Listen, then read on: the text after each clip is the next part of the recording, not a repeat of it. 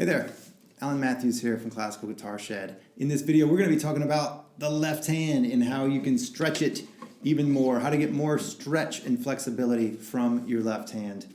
Don't we all want it? And yes, you can have it. We're going to talk about it in just a second. Please subscribe to this channel and we'll dive right in. So one of the things I hear a lot is people wanting more stretch, especially between the second and third fingers of the left hand. How do I just get more stretch so that I can cover more of this fretboard?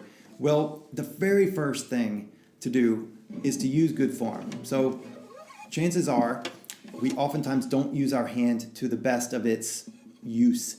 And so then keeping a nice C shape in the left hand, keeping the hand parallel to the neck instead of angled like this. If you think of this part, I think of it as the shoulder of the hand. So right at your big knuckles, the pad where you get calluses if you're working in the yard. So that part parallel to the bottom of the guitar instead of at an angle. So if you glue your big knuckle of your index finger to it and go like this, well then you're going to have to try to stretch far like this. Well, that's one of the things that you can do immediately to get more stretch is just to get that C shape, get your hand parallel. And then that's going to allow you to, if you can imagine palming a grapefruit or a small soccer ball or something, that's a big stretch right there, right? So getting into that position. The next thing that you can do is strengthen your hand. So with all of your practice, at least put in a little bit of hammer-ons and pull-offs are a great exercise. And these will not only strengthen and give you more control, but they'll also build up the connective tissues that will enable you to stretch without hurting yourself as time goes on. So we need to, if you can imagine trying to do a split right now, right? It's not going to be your muscles that hurt. It's, well, it is, but it's going to be all that connective tissue down there just isn't flexible enough to do a split if you can't right now. It's not just a muscle thing about, well, just push your leg further out. There's stuff that needs to happen in there. And so doing your slurs, doing your left hand exercises, getting more control and flexibility, that will also build up the connective tissue to enable more stretching. And before we get into really tactics to build up even more stretch, besides doing exercises, the other thing to remember is that we have a ball wrist here. Like we can move our wrist in a lot of different ways. So we can also use that if we need to get from here to here. We can use the way that our hand approaches the guitar to get to notes better. In other words, we don't have to stay in that parallel position I was just talking about. If we need to get up there, it might be better to do this. It might be better to lean forward and throw the elbow out. If we have a big stretch like this, then flatten the fingers out. If you have your fingers don't have to be in a tight curl all the time.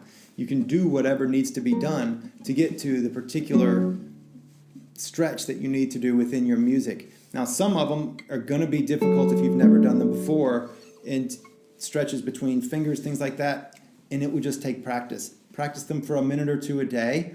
If you need to in a course of a piece, then just don't play the bottom note. And then in your practice, then work on getting that bottom note within there, and then add it back in later. So do whatever you have to do to make it work within your music by moving your hand around and remembering your full range of motion. Once you leave that moment in the music, go back to your optimal hand position. So get back to good form and position as soon as possible. So now that we've talked about that, what can you do to actually increase the stretch in your fingers? Well, one of the things is just very gentle stretching. I'm a big fan of warming up, and part of warming up is really warming up the connective tissue. So I like a lot of friction, both this way, but also with the fingers like this. So going in like that, rubbing the knuckles, really gentle massage, stretching like this, just separating the fingers, this type of thing. Any sort of, I'm doing it a little bit fast right here, but warming up, I go typically very slow. And so then doing gentle stretches away from the guitar can help. Now, here's the danger. Don't overdo it. It's really easy to to overdo it and to get the ego involved and like, man, I can really stretch this finger back far. And the next thing you know, we're like sore for 3 days. Instead, really gentle stretches. That's what's going to encourage the muscles to release, things like that. There's also a great website, DIYjointpainrelief.com. Gary Crowley has amazing exercises to release muscles, and it enables things to just move more freely. It's an amazing website. You should go to it. I'll link it below. But that is one of the ways that you can do it is gentle stretching.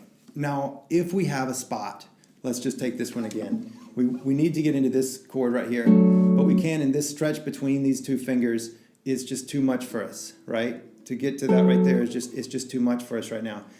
Here's one of the things that we can do, and that is to anchor one finger and then push against it with the other one. So same thing, let's just say that we had these two notes. That's not going to because it's not very pretty. How about that? Instead of having that stretch fully to begin with, where we can just pop it on, what we can do is place one of the fingers and then use that as an anchor to push against it. And then we can get further with the other finger. So really press down on one and then push away from it with the other finger. And so depending on, same thing here, plant that finger and then we can pull away from it here, which is maybe further than I could have stretched had I not done that. So anchor one and then push away with the other one. So that's another tactic that we can use for specific moments that require a big stretch. So some of these things can immediately help, right? Using good form, you just do this right here, all of a sudden you can stretch more. That's going to be great. Some of the things are going to take a little bit longer. Doing more exercises could take a month or two before you really start to see some really solid, noticeable improvement. Gentle stretching is just something to do. So all of these things, the pushing away from a note, you could do that immediately. But the thing to remember is that this is an ongoing study. You've got years here to work on this stuff. So don't get too hung up on stretch. If your fingers aren't stretching as much as you would like between a couple of frets or something, don't sweat it. It's okay. Get back to your music and practice music and focus on making good sounds. If one note buzzes in your piece because of a stretch, let it go. It's okay if it buzzes. Of course, we would rather it not, but you can work on that in your practice going forward. But the main thing is that you continue to keep your eye on the main ball, which is playing beautiful music and enabling yourself to play more beautiful music. And the way to do that is to focus on doing the work that will build your hands, doing the work that will increase your good form, so it will improve your form and positioning, and doing the work to learn good music and play it beautifully. Right hand technique, all of these things. So stretch is just one little thing. I held up two fingers. Stretch is just one little thing, and it will get better in time. So don't sweat it. Just set yourself up for a good stretch and know that in time it will get better. All right, hope that helps. Best of luck to you, and I'll talk to you soon. Bye-bye.